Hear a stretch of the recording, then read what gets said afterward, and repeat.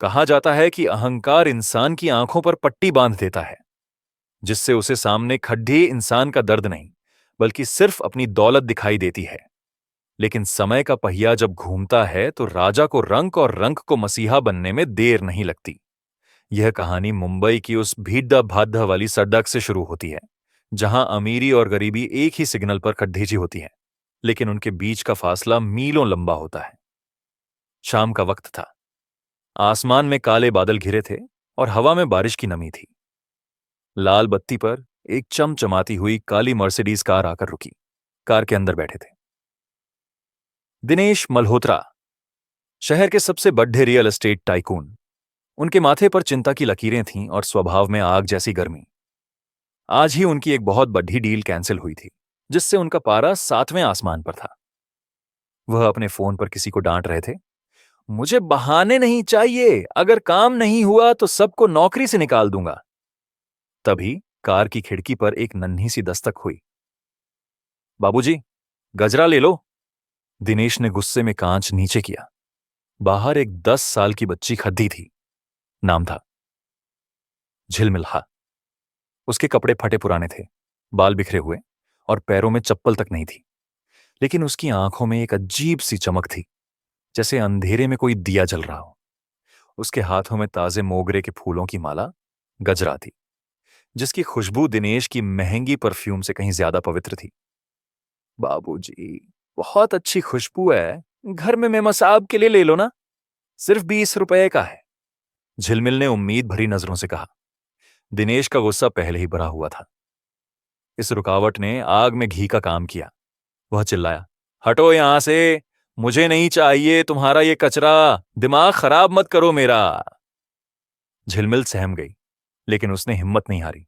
उसे अपनी बीमार मां के लिए दवा खरीदनी थी। उसने फिर विनती की, बाबूजी, सुबह से कुछ नहीं बिका है, बस एक ले लीजिए। दिनेश का सब्र टूट गया। उसने अपना वॉलेट निकाला, उसमें से 500 रुपये का एक कड़क नोट निकाला, उसे मोदा और पूरी ताकत से झिलमिल के मुंह पर दे मारा। ये लो, भिखारिन कहीं की, फूल नहीं चाहिए मुझे, बस दफा हो जाओ यहां से और अपनी ये मनहूस शक्ल मत दिखाना। नोट सीधा झिलमिल के गाल पर लगा और नीचे की ज्यादा भरे पानी में गिर गया। सिग्नल हरा हो गया। दिनेश ने एक्सीलरेटर दबाया और अपनी मर्सिडीज को तेजी से भगा ले गया, बिना यह देखे कि पीछे उस छोटी सी बच्ची के दिल पर क्या गुजरी। झिलमिल सन्न रह गई। बारिश की पहली बूंदें गिरने लगी थीं, लेकिन उसकी आंखों से गिरते आंसू बारिश से ज्यादा खारे थे। उसे पैसे चाहिए थे, बहुत सख्त जरूरत थी, लेकिन क्या अपनी इज्जत बेचकर। कीचदाच में सने उस 500 के नोट को देखकर झिलमिल का नन्हा सा दिल कांप उठा। उसके लिए वह कागज का टुकड़ा नहीं था, बल्कि उसकी गरीबी का मजाक था। उसके आसपास गाड़ियां गुजर रही थीं, लोग उसे धक्का देकर निकल रहे थे, लेकिन वह बस उस नोट को घूरे जा रही थी। उसका मन चीख चीख कर कह रहा था, मत उठा इसे झिलमिल, यह तेरी मेहनत की कमाई नहीं है, यह तो किसी अमीर के अहंकार की खैरात है। लेकिन तभी उसे अपनी मां की खांसती हुई आवाज याद आ गई। घर में बुखार से तपती मां, जिनके लिए आज दवा खरीदना बेहद जरूरी था। अगर आज दवा नहीं मिली तो शायद मां कल का सूरज न देख पाए। भूख और लाचारी स्वाभिमान से कहीं ज्यादा भारी होती है। झिलमिल ने कांपते हाथों से वह नोट उठाया। उसे अपनी ही नजरों में गिरना पद्दा, लेकिन मां की जान बचाने के लिए वह यह जहर पीने को भी तैयार थी। उसने नोट को अपनी फटी हुई फ्रॉक से पोंछा और आसमान की तरफ देखकर बुदबुदाई, हे भगवान, मुझे माफ करना। मैंने आज भीख नहीं मांगी, लेकिन हालात ने मुझे झुकने पर मजबूर कर दिया। उसने वह नोट अपनी मुट्ठी में भींचा और दवा की दुकान की ओर दौड़ लगा दी। दूसरी ओर दिनेश मल्होत्रा का गुस्सा अभी भी ठंडा नहीं हुआ था। वह अपनी कार को आंधी की तरह दौड़ा रहा था। शहर की रोशनी पीछे छूट गई थी और अब वह एक सुनसान हाईवे पर था, जहां अंधेरा गहराता जा रहा था। बारिश मूसलाधार हो चुकी थी। वाइपर तेजी से चल रहे थे, लेकिन दिनेश के दिमाग में चल रही उथल पुथल के सामने बाहर का तूफान कुछ भी नहीं था। सबके सब निकम्मे हैं। एक 10 साल की छोकरी मेरा रास्ता रोकती है और ऑफिस वाले मेरा समय बर्बाद करते हैं। मैं दिनेश मल्होत्रा हूं, मैं किसी के सामने नहीं रुकता। वह स्टीयरिंग व्हील पर मुक्का मारते हुए बड़बड़ाया। तभी किस्मत ने अपना पासा पलटा। सड़क पर अचानक एक आवारा कुत्ता सामने आ गया। उसे बचाने के चक्कर में दिनेश ने तेजी से ब्रेक लगाया। गीली सड़क पर मर्सिडीज के टायर फिसल गए। गाड़ी बेकाबू हो गई। दिनेश ने स्टीयरिंग संभालने की बहुत कोशिश की, लेकिन रफ्तार बहुत तेज थी। एक जोरदार धमाका हुआ। कार सड़क किनारे लगे एक पुराने बरगद के पेड्डक से जा टकराई। टक्कर इतनी भयानक थी कि कार का अगला हिस्सा पूरी तरह चकनाचूर हो गया। एयरबैग खुले, लेकिन दिनेश का सिर स्टीयरिंग से टकरा चुका था। कांच के टुकड़े उसके शरीर में धंस गए थे। माथे से खून की धार बह रही थी, जो उसकी आंखों में भर रही थी। धुंधली होती आंखों से उसने देखा कि उसकी बेशकीमती कार अब लोहे का कबाड़ बन चुकी थी। सन्नाटे में सिर्फ बारिश की टिप टिप और रेडिएटर से निकलती भाप की आवाज थी। दिनेश ने हिलने की कोशिश की, लेकिन उसके पैर डैशबोर्ड के नीचे बुरी तरह फंस चुके थे। एक असहनीय दर्द ने उसके पूरे शरीर को जकड़ लिया। वह चिल्लाना चाहता था, मदद के लिए पुकारना चाहता था, लेकिन गले से सिर्फ कराह निकल रही थी। जिस सड़क पर वह राजा की तरह दौड़ मुजाड़ रहा था, आज वही सड़क उसे निगलने को तैयार थी। अंधेरे में उसे कोई रोशनी दिखाई नहीं दे रही थी। वह, जो करोड़ों का मालिक था, अब एक टूटी हुई कार में जिंदगी की भीख मांग रहा था। बिल्कुल वैसे ही जैसे कुछ देर पहले वह बच्ची उससे फूल खरीदने की भीख मांग रही थी। लेकिन यहां, इस सुनसान रास्ते पर, उस पर नोट फेंकने वाला भी कोई नहीं था। दिनेश का शरीर दर्द से ऐंठ रहा था। उसकी मर्सिडीज का हॉर्न शॉर्ट सर्किट की वजह से लगातार बज रहा था, जो उस सन्नाटे में किसी मौत के सायरन जैसा लग रहा था। बारिश का ठंडा पानी टूटी हुई विंडशील्ड मूल्ड से अंदर आ रहा था और उसके खून में मिल रहा था। कुछ पल पहले जो इंसान अपनी दौलत के नशे में चूर था, अब वह जिंदगी की एक एक सांस के लिए तड़प रहा था। उसने अपना हाथ हिलाने की कोशिश की ताकि जेब से फोन निकाल सके, लेकिन फोन पहले ही झटके से गिरकर चकनाचूर हो चुका था। कोई है? मदद करो प्लीज, कोई तो बचाओ। दिनेश की आवाज बहुत कमजोर निकल रही थी। उसकी आंखों के सामने अंधेरा छाने लगा था। उसे अपनी मौत करीब दिखाई दे रही थी। आज उसके बैंक अकाउंट में करोड़ों रुपए थे, लेकिन यहां, इस सुनसान सड़क पर, उन करोड़ों रुपयों से वह एक घूंट पानी या एक सांस भी नहीं खरीद सकता था। नियति शायद उस पर हंस रही थी। उसी वक्त सड़क के किनारे बनी कच्ची पगडंडी से झिलमिल वापस आ रही थी। उसने वह 500 का नोट इस्तेमाल करके अपनी मां के लिए दवा और थोड़ा सा दूध खरीद लिया था। वह भीगी हुई थी और ठंड से ठिठुर रही थी। अचानक उसने जोर की आवाज सुनी और एक गाड़ी की हेडलाइट को अजीब तरह से झाड़ियों में चमकते देखा। डरते डरते वह उस ओर बढ़ी। उसका नन्हा दिल जोर जोर से धड़क रहा था। जैसे ही वह गाड़ी के पास पहुंची, उसने देखा कि एक शानदार काली कार पेड से बुरी तरह लिपटी हुई है। अंदर एक आदमी खून से लथपथ पड़ा था। झिलमिल ने पास जाकर झांका। बिजली कड़की और उस रोशनी में उसने उस चेहरे को देखा। वह ठिठक गई।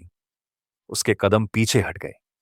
यह वही चेहरा था, वही क्रूर आंखें जिन्होंने कुछ घंटे पहले उसे हिकारत से देखा था, वही हाथ जिसने उसके मुंह पर पैसे फेंक कर मारे थे, वही इंसान जिसने उसकी गरीबी का मजाक उड़ाया था। एक पल के लिए झिलमिल के मन में कड़वाहट भर गई। यह तो वही बुरे बाबूजी हैं, उसने सोचा। इन्होंने मुझे धक्का दिया था। भगवान ने शायद इन्हें सजा दी है। अंदर फंसा दिनेश दर्द से कराह रहा था। उसने खिड़की के पास एक छोटी सी परछाई देखी। उसे नहीं पता था कि वह कौन है, बस उसे एक उम्मीद की किरण दिखाई दी। पानी, मुझे बाहर निकालो, दिनेश गिड़गिड़ाया। उसकी अक्कड़, उसका अहंकार, सब उस बहते खून के साथ बह गया था। अब वहां सिर्फ एक लाचार इंसान था जो जीने की भीख मांग रहा था। झिलमिल के पास दो रास्ते थे। वह वहां से भाग सकती थी, बदला लेने का इससे अच्छा मौका क्या हो सकता था। वह उन्हें उनके हाल पर छोड़ जाकर घर जा सकती थी। आखिर इस आदमी ने उसके साथ जानवर जैसा सुलूक किया था। लेकिन फिर उसे अपनी मां की सीख याद आई। बेटा, अमीर और गरीब में बस यही फर्क होता है कि गरीब के पास देने के लिए धन नहीं होता, लेकिन संस्कार बहुत होते हैं। किसी की मुसीबत पर कभी मुंह नहीं मोड़ना चाहिए, चाहे वह दुश्मन ही क्यों ना हो। झिलमिल की आंखों से कड़वाहट गायब हो गई।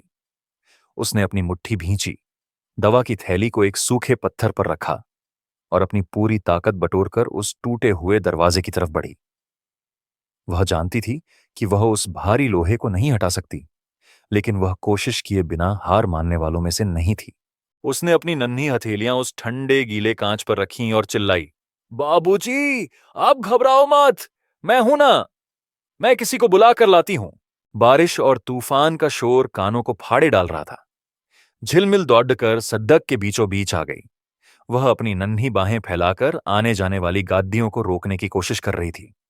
लेकिन विडंबना देखिए, जो गादियां अभी कुछ देर पहले उस अमीर दिनेश मल्होत्रा के लिए पलक झपकते ही रास्ता छोड़ देती थीं, वही गादियां आज उसकी मौत का तमाशा बनकर तेजी से गुजर रही थीं। कोई रुकने को तैयार नहीं था। एक फटी पुरानी कपद्धों वाली बच्ची की पुकार सुनता ही कौन है। कीजदा उसके चेहरे पर उड़ दे रहा था। गादियों की हेडलाइट उसकी आंखों को चकाचौंध कर रही थी। एक पल के लिए उसे लगा कि शायद वह हार जाएगी। उसे वही दृश्य याद आया जब दिनेश ने उसे हिकारत से भगा दिया था। आज दुनिया वही व्यवहार उसके साथ कर रही थी। रुक जाओ, कोई तो रुको, वहां कोई मर रहा है। वह अपनी पूरी ताकत से चिल्लाई, लेकिन उसकी आवाज तूफानी हवाओं में कहीं खो गई। तभी उसे दूर से एक ट्रक आता दिखाई दिया। झिलमिल ने फैसला कर लिया था। वह हटी नहीं। वह सड़क के बिल्कुल बीचों बीच खद्दी हो गई, अपनी जान की परवाह किए बिना। ट्रक के ड्राइवर ने दूर से एक परछाई देखी और पूरी ताकत से ब्रेक दबाया। टायरों की चीख ने सन्नाटे को चीर दिया। ट्रक झिलमिल से महज कुछ इंच की दूरी पर रुका। ड्राइवर गुस्से में नीचे कूदा। पाला है क्या छोकरी, मरना है तुझे। झिलमिल दौड़कर उसके पैरों में गिर गई। काका, मुझे मत मारो, लेकिन प्लीज उस बाबूजी को बचा लो। उनकी गाड़ी पेड्डे से टकरा गई है, बहुत खून बह रहा है। झिलमिल की आंखों में खौफ और आंसू देखकर ड्राइवर का गुस्सा पिघल गया। वह समझ गया कि मामला गंभीर है। वह लोहे की रॉड लेकर झिलमिल के पीछे भागा। जब वे कार के पास पहुंचे, दिनेश की हालत बहुत खराब थी। उसका सिर स्टीयरिंग पर झुका था और सांसें उखड़ रही थीं। ड्राइवर ने अपनी पूरी ताकत लगाकर लोहे की रॉड से फंसा हुआ दरवाजा खोला। हिम्मत रखो साहब, ड्राइवर ने कहा और दिनेश को बाहर खींचने लगा। झिलमिल ने अपने नन्हे हाथों से दिनेश के पैरों को संभाला। उसका कोमल हाथ दिनेश के ठंडे पड़ते हाथ से छुआ। उन्हें बाहर निकालकर सुरक्षित घास पर लिटाया गया। दिनेश को धुंधला धुंधला होश आया। बारिश की बूंदें उसके चेहरे पर गिर रही थीं। उसने अपनी भारी पलकें खोलने की कोशिश की। उसे अपने सामने एक चेहरा दिखाई दिया। वही सांवला रंग, वही बिखरे बाल, वही बद्धी बद्धी आंखें। झिलमिल अपना पुराना दुपट्टा फाड़कर उसके माथे से बहते खून को रोकने की कोशिश कर रही थी। उसका चेहरा चिंता से भरा था। दिनेश का दिल एक पल के लिए थम सा गया। यह वही लड़की थी। भिखारिन, कचरा, यही शब्द कहे थे उसने इसे। और आज जब उसके अपने सगे संबंधी, उसके अमीर दोस्त, उसके कर्मचारी, कोई यहां नहीं था, तब यही कचरा उसकी ढाल बनकर खा था। दिनेश कुछ बोलना चाहता था, माफी मांगना चाहता था, लेकिन उसके गले से आवाज नहीं निकली। उसकी आंखों से एक आंसू लुढ़का और गाल पर जमे खून में मिल गया। उसने देखा कि जिस हाथ पर उसने नोट मारकर चोट पहुंचाई थी, आज वही हाथ उसकी जान बचाने के लिए दुआ मांग रहे थे। बेहोश होने से ठीक पहले दिनेश के दिमाग में सिर्फ एक ही विचार गूंज रहा था। उसने बहुत बड़ी गलती कर दी थी। अस्पताल के आईसीयू के बाहर सन्नाटा पसरा था, जिसे केवल वेंटिलेटर की बीप और डॉक्टरों के कदमों की आहट तोड़िच रही थी। सफेद दीवारों और फिनाइल की गंध के बीच कॉरिडोर के एक कोने में झिलमिल सिकुड़ी हुई बैठी थी। उसके कपद्धे अब भी गीले थे और कीच डरियत से सने थे। आते जाते लोग उसे घृणा से देख रहे थे, जैसे वह कोई गंदगी हो जो अस्पताल की चमक को खराब कर रही थी। लेकिन झिलमिल को किसी की परवाह नहीं थी।